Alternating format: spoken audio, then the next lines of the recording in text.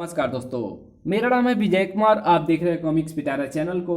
तो चलिए दोस्तों, देशभक्त तिरंगा की इस शानदार कॉमिक्स को शुरू करते हैं, जिसका नाम है दुश्मन नंबर 1। आप देख सकते हैं इसका कवर पृष्ठ, जो कि कुछ इस तरह का है। देख सकते हैं। रात के पांव पसारते ही कुछ लोगों के दिमाग में कुलबुलाते शैतानी कीड़े जाग उठते हैं। बस स्टैंड पर अकेली लड़की आ घेरते हैं तुरंत ही। इस समय बस का इंतजार करना ठीक नहीं। आओ, हम तुम्हें कार में लिए चलते हैं। ये क्या बदतमीजी है। छोड़ो मेरा हाथ, नहीं तो मैं चिल्ला पड़ूंगी। सॉरी मैडम, ये कलयुग है, यहाँ चिल्लाने से कुछ नहीं होने वाला। अब नारी की पुकार सुनकर भगवान कृष्ण सुदर्शन चक्र लेकर नहीं आने वाले, इसलिए आई बचाओ, चल हमारे साथ। धड़ा आ सचमुच आजकल सहायता के लिए भगवान कृष्ण नहीं आते, क्योंकि उन्होंने ये काम अपने भक्तों पर छोड़ रखा है। धार धार तिरंगा। तुम जैसे भक्त को भगवान के पास भेजना हम अच्छी तरह जानते हैं। मुद्दई लाख बुरा चाहे तो क्या होता है, वही होता है जो मंजूरे खुदा होता है। वाह, तालिया, एक्सीलेंट। प्रभाकर ने तिरंगा की क्या शानदार एक्टिंग की है। वाह, मैंने कई बार तिरंगा को बदमाशों की पिटाई करते हुए देखा है। बिल्कुल ऐसे ही पिटाई करता है वो। तिरंगा यहाँ होता तो प्रभाकर की एक्टिंग को देखकर वो भी हैरान रह जाता कि उसका डबल रोल कहां से पैदा हो गया। तिरंगा वहां था, भारत के रूप में। सचमुच तिरंगा की हूबहू एक्टिंग की है प्रभाकर ने। प्रभाकर की यही खूबी उसे एक दिन बड़ा एक्टर बनाएगी। इधर वो प्रभाकर, जिसकी हर कोई तारीफ कर रहा था। सारी दुनिया मेरी एक्टिंग की दीवानी है, लेकिन मैं तुम्हारा दीवाना हूं ज्योति। मैं तुम्हारी हर अदा पर मरता हूं, तुम्हारी हर मुस्कुराहट पर जान निछावर करता हूं। मैं तुम्हें अपने मन मंदिर की देवी बनाना चाहता हूं ज्योति। ओह प्रभाकर, लगता है तुम पर आज फिर शाहरुख खान का भूत सवार हो गया है। लीव इट और मुझे जाने दो। ओह ज्योति, आखिर तुम समझने की कोशिश क्यों नहीं करती कि मैं तुम्हें दिलो जान से प्यार करता हूं। तुम्हारे लिए चांद तोड़कर ला सकता हूं मैं। एक बार कह दो ज्योति, ये तुम्हें भी मुझसे प्यार है। बोलो ज्योति, बोलो। प्रभाकर, ये क्या बदतमीजी है। छोड़ो मुझे। आज अपने सवाल का जवाब लिए बिना मैं तुम्हें छोड़ने वाला नहीं ज्योति, और तुम्हें अपना जवाब हाँ में ही देना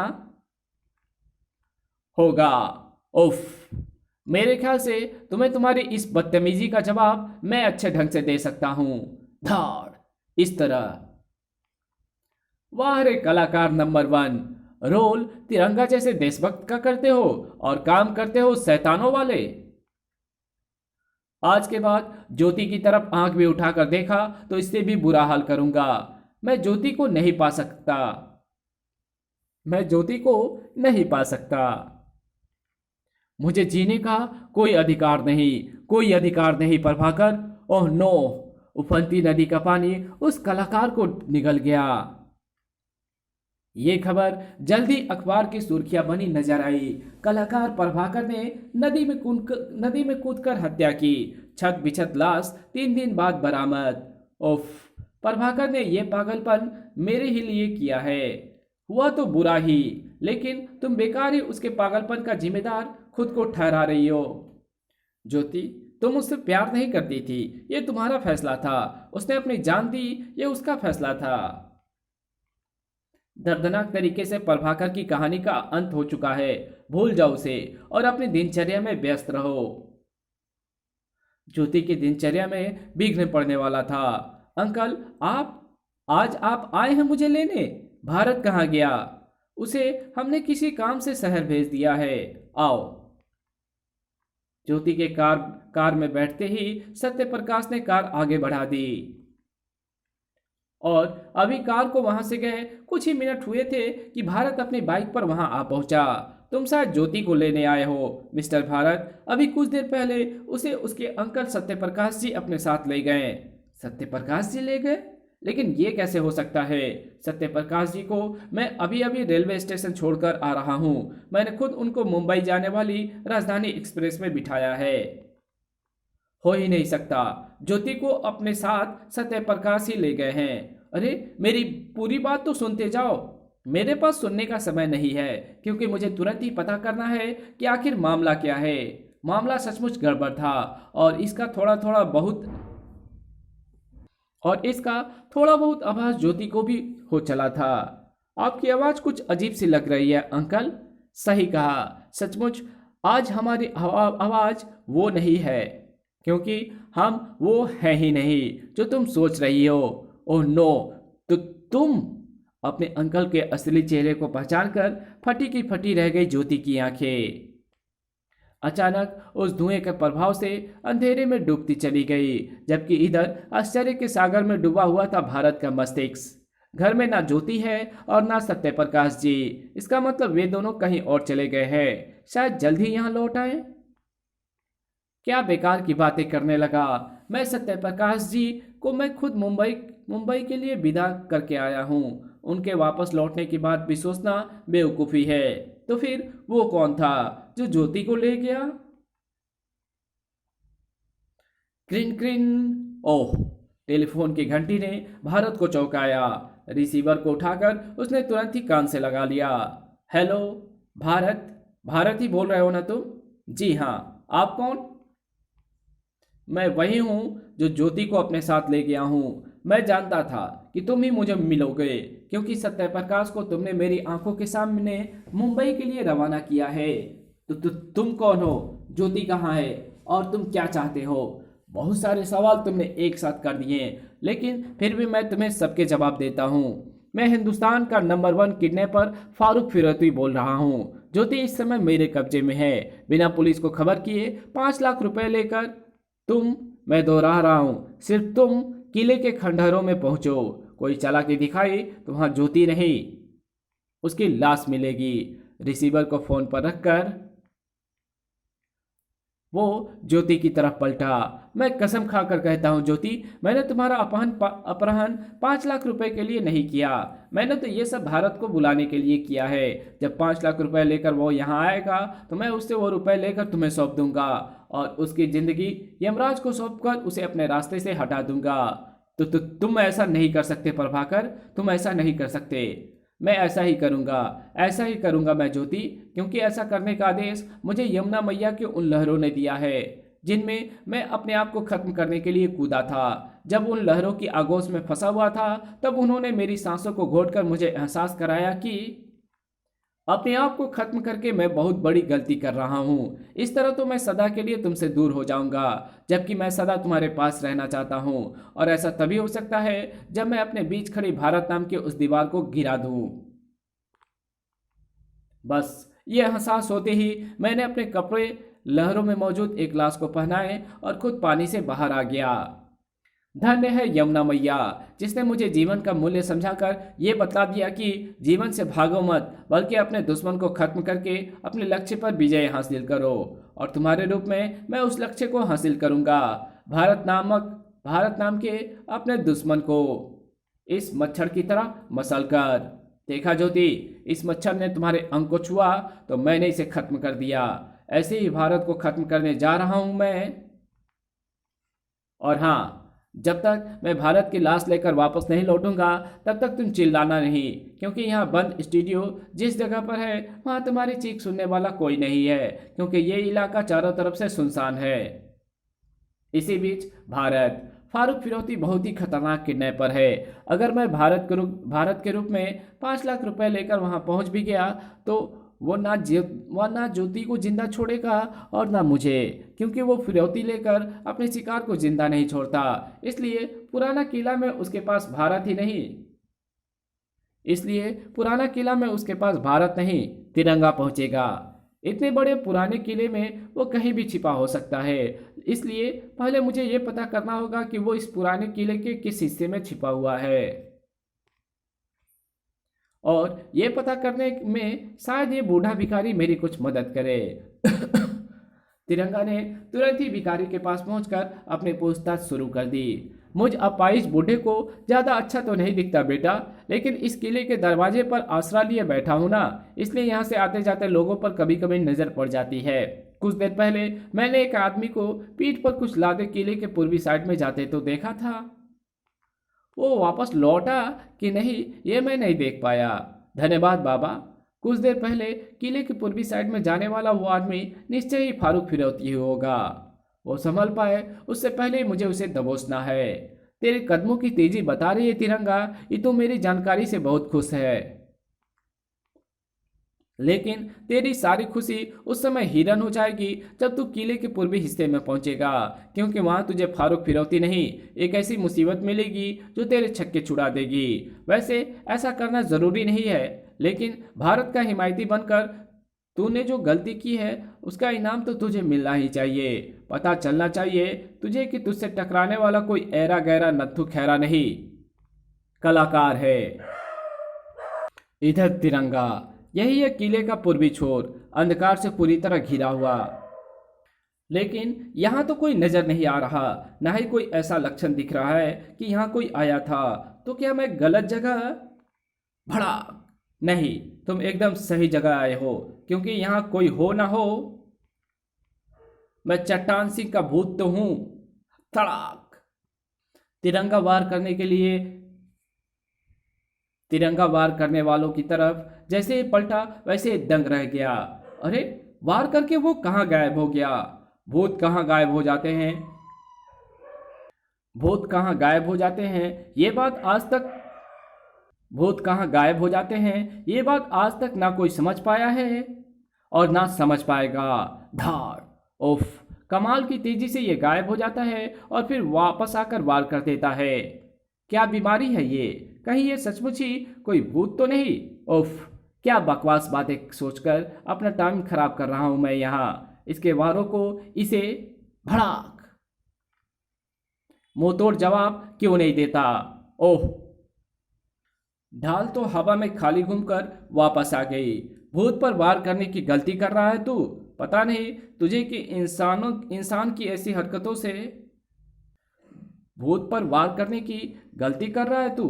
पता नहीं तुझे कि इंसान की ऐसी हरकतों से भूत नाराज हो जाते हैं और अपने हमलों में पहले से अधिक तेजी ले आते हैं। उफ! वह हवा में उड़ता हुआ उस चट्टानी दीवार तक पहुंचकर मुझ पर पत्थरों की बारिश कर रहा है। पत्थरों की इस बारिश से मुझे बचना होगा। उफ! यहाँ के अंधेरे की वजह से मैं अपने आप को इन पत्थरों से बचा नहीं पा रहा हूँ, क्योंकि अंधेरे में ये सनसनाते पत्थर कब मुझ तक पहुंच रहे हैं ये मैं देख ही नहीं पा रहा हूँ। इसलिए सबसे पहले मुझे इस अंधेरे में देखने का इंतजाम करना होगा, और ऐसा मैं अपनी इस ढाल की मदद से आसानी से कर सकता हूँ, जिसमें फ्लड लाइट लगी हुई है। फ्लड लाइट के रोशन होते ही अंधकार भाग गया और सामने आया चट्टान सिंह के भूत का रहस्य। ओह! मेरा सोचना सही निकला। चट्टान सिंह कोई भूत नहीं है, आदमी है, जिसने अंधेरे में चमकने वाले पेंट के कपड़े और अपने उस शरीर पर पहन रखे हैं जिसे उसने ऊपर मौजूद मजबूत रबर के स्ट्रैप से बांध रखा है। उन्हीं की मदद से वो उछलकर गायब हो रहा है और उड़ने का उपक्रम कर रहा है। चूंकि वे स्ट्रैप काले हैं इसलिए अंधेरे में उसका शरीर से बंधे दिख नहीं रहे हैं, लेकिन अब जबकि मुझे सब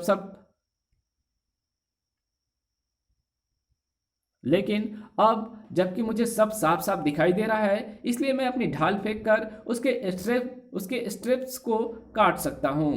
खट! नीचे आ गिरे चट्टान सिंह को तिरंगा की ठोकर ने उछाल दिया। अंधेरे का फायदा उठाकर तूने जो ढोंग रचा हुआ था चट्टान सिंह, वो खत्म हुआ। धाड़! अब सीधी तरह तू बता कि फारूक फिरौती ज्योति को लेकर कहाँ मौजूद भड़ है। उफ! मैं ही फारिक फिरौती हूँ तिरंगा, लेकिन तू ज्योति तक नहीं पहुंच सकता, क्योंकि मैंने तुझे शमशान पहुंचाने का इंतजाम पहले से ही कर रखा है। धाड़! तिरंगा को अपने वार से दूर उछालने के बाद उसने सैकड़ों वर्षों पुराने उस दीवार को धक्का दे दिया। धर्र! धक्का हल्का था, लेकिन परिणाम बहुत भारी निकला। सारी की सारी दीवार तिरंगा पर भरभरा कर गिरती चली गई। उफ! ऐसे ही किसी समय के लिए उसने इस दीवार को पहले से ही कमजोर कर रखा था, लेकिन मुझे इस दीवार से बचना होगा, क्योंकि पांडवों के जमाने के इसके भारी भारी पत्थर मेरे शरीर को दबाकर उसे हमेशा के लिए यही दफन कर सकते हैं, और इन पत्थरों से खुद को बचाने का फिलहाल एक ही रास्ता है, ये ढाल, जिससे टकराकर दीवार के पत्थर ऐसे छिटक जाएंगे जैसे कछुए की पीठ से टकराकर बड़े से बड़ा घातक हथियार छिटकता है। तिरंगा ने इन वक्त पर ढाल का सही इस्तेमाल करके खुद को बचा लिया था, और फिर फारूक फिरौती मुझ पर यह दीवार गिराकर यहां से भाग चुका है, लेकिन उसे भागे ज्यादा देर नहीं हुई है। हो सकता है मैं उसे अभी भी पकड़ लूं। अपने शिकार के पीछे तिरंगा बाहर की तरफ भागा तो बहुत तेजी से था, लेकिन बाहर उसकी परछाई भी देखने को नहीं मिली। ओह, वो तो कहीं दूर दूर तक दिखाई नहीं दे रहा है, लेकिन इतनी जल्दी वो यहां से निकल कैसे गया? एक मिनट, कहीं वो इन भिखारियों के बीच तो नहीं छिप गया? तिरंगा ने तेजी से वहां सोए हुए भिखारियों के ऊपर से कंबल उठाना शुरू कर दिया। क्या हुआ बेटा, क्या ढूंढ रहे हो हम अभागों के बीच? मुझे शक है कि इनमें कोई अपराधी आ छिपा है। कैसी बात कर रहे हो बेटा? जिनके लिए जीना भी खुद एक अपराध हो, उनके बीच कोई अपराधी कहाँ आकर छिप सकता है? जिसे तुम तलाश कर रहे हो वो तो कभी का यहाँ से निकल भागा। अगर आपने मुझे पहले ये बता दिया होता तो शायद मैं ऐसा नहीं करता। माफ करना बाबा। तुझे तो मैं शायद माफ कर दूंगा तिरंगा, लेकिन उस भारत को कभी माफ नहीं करूंगा जिसने अपनी जगह तुझे यहाँ भेजा है। कलाकार की आंखों में जो खून की लाली नजर आ रही थी, उसका नमूना जल्द ही भारत तक पहुंचा। आपका पार्सल कहाँ से है? पता नहीं साहब, हम तो डाकिए हैं। कोई साहब इसे आपके नाम और एड्रेस से बुक करा गए, इसलिए आपको देने आ पहुंचे। ठीक है, लाओ। क्या है इसमें? जैसे ही भारत ने उस पैकेट को खोला, उछल पड़ा वो। ओह नो, इसमें तो किसी के नाखून हैं, पूरे के पूरे नाखून। लेकिन ये नाखून है किसके? तभी फोन की घंटी घनघना उठी, और जैसे ही भारत ने फोन उठाया उसे उसके सवालों का जवाब मिल गया। हेलो भारत, उम्मीद है अब तक तूने मेरे भेजे नाखूनों का नज़ारा कर लिया होगा। इसलिए मैं तुझे बता दूं कि ये नाखून सुंदरी नंबर 1 ज्योति के हैं। पलाश के एक एक करके बड़े यत्न से उसके कोमल हाथों से उखाड़ा है मैंने इन्हें। लेकिन फिर भी बेचारी बहुत रोई चिल्लाई, साथ ही तुम्हें गालियां भी दे रही थी। तुम्हें उसका जरा भी ख्याल नहीं। मैंने उसे समझाया कि मैं जल्द ही उसे तुम्हारे पास भेज दूंगा, ऐसे ही किस्तों में टुकड़े टुकड़े करके। फारूक, चिल्ला मत। शुक्र मना क्योंकि अपनी जगह तिरंगा को भेजकर तूने मुझसे जो चालाकी की है, उसके एवज में मैं नाखून की जगह उस लड़की का सिर भी पार्सल करके तुझे भेज सकता था। लेकिन मैंने ऐसा नहीं किया, और इसलिए नहीं किया क्योंकि मैं तुझे ज्योति को बचाने का एक और मौका देना चाहता हूँ। तू ऐसा कर, आज देश के किले नंबर 1 लाल किले में लाइट एंड साउंड का प्रोग्राम खत्म होने से पहले रुपया लेकर लाल किले के म्यूजियम के बंद दरवाजे के पास पहुंच जा। ध्यान रखना भारत, ध्यान रखना, अगर इस बार वहां तेरी जगह तिरंगा पहुंचा तो अगले पार्सल में ज्योति के शरीर के छोटे छोटे टुकड़े तुझ तक पहुंचेंगे। रिसीवर का हुक टंगते ही उस विलक्षण कलाकार के होठों पर विजेता सी मुस्कान थी। ज्योति के उन नाखूनों को देखने के बाद भारत अपने आप को नहीं रोक सकता। मुझे विश्वास है अब वो बिना कोई चालाकी दिखाए आज रात लाल किले पहुंचेगा, लेकिन उससे पहले मुझे लाल किले में पहुंचना है, अपनी कलाकारी के उस नमूने के साथ जो भारत के लिए जारी करेगा मौत का फरमान। प्रभाकर जो सोच रहा था, ठीक वही विचार इस समय तिरंगा के दिलो दिमाग में घुमड़ रहे थे। उफ, उस नीच ने ज्योति के नाखून अलग कर दिए। अब मैं उसे ज़्यादा देर खुला नहीं घूमने दे सकता। मुझे उसे जल्द ही दबोचना होगा, और इस बार उसके बताए स्थान पर भारत ही पहुंचेगा, क्योंकि तिरंगा के रूप में वहां जाकर मैं और ज़्यादा रिस्क नहीं ले सकता। इसलिए भारत ही आज रात पहुंचेगा लाल किला। मैं पूरी तैयारी के साथ आया हूँ। जैसे ही फारूक फिरौती मुझे देखकर अपनी तसल्ली कर लेगा, मैं तिरंगा बनकर उसे दबोच लूँगा। लेकिन ये काम मुझे बेहद सावधानी से करना होगा, क्योंकि इस समय लाल किले में लाइट एंड साउंड प्रोग्राम चलने के कारण यहाँ लोगों की काफ़ी आवाजाही है। जैसे ही भारत लाल किले के दरवाजे की तरफ बढ़ा, वैसे ही शूट हिम। लाल किले में तैनात मिलिट्री के ये जवान मुझे शूट करना चाहते हैं, मगर क्यों? मुझे इन्हें रोकना होगा। रुक जाओ, भारत हलक फाड़ कर चीखा। लेकिन उसकी वो चीख बीसीओ राइफलों के चलने की आवाज में गुम होकर रह गई। तड़ तड़ तड़ तड़। हाँ, उसकी दर्दनाक चीख जरूर गोलियों की आवाजों पर हावी होती चली गई। और ये दर्दनाक चीख इस बात की घोतक थी कि गोलियों ने उसे अपना निशाना बना लिया था। खून उगलता उसका शरीर लाल किले की दीवार के साथ बनी इस खाई में गिरता चला गया। आखिर भारत जैसे देशभक्त को मिलिट्री के जवानों ने गोलियां से क्यों खून दिया?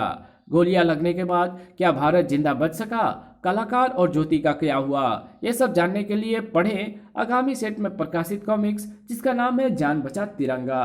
तो मिलते हैं इसके दूसरे पार्ट में, तब तक के लिए बाय। वीडियो अच्छी लगे तो इस वीडियो को लाइक कर देना, चैनल पर नया हो तो चैनल को सब्सक्राइब जरूर कर देना, और जहां इस वीडियो की ज़रूरत हो वहां इसको शेयर ज़रूर कर देना। और मेरे दूसरे चैनल डिवाइन टेक्नोलॉजी और टॉप 10 पिटारा को भी ज़रूर से सब्सक्राइब कर देना। सब्सक्राइब के कोई पैसे नहीं लगते हैं, मैंने अच्छी अच्छी वीडियोज़ अपलोड की है, तो प्लीज़ जाओ और जा कर के देखो। ओके, और ये टोटली आपकी फ्री है। ओके।